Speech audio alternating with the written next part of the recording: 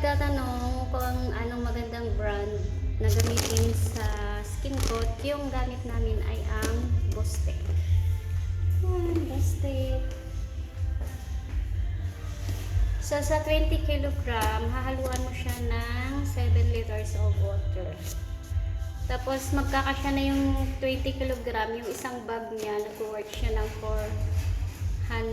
540. So, nasa 20 square meter na yung kakasyahan doon. Sa 1 mm na kapal ng paglalagay ng skin coat. So, yan.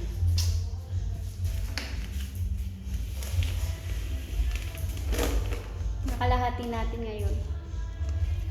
So, kailangan nang lagyan ng skin coat dahil ito yung dingding natin ay hindi pinong-pino. Mayroong mga part na magaspang.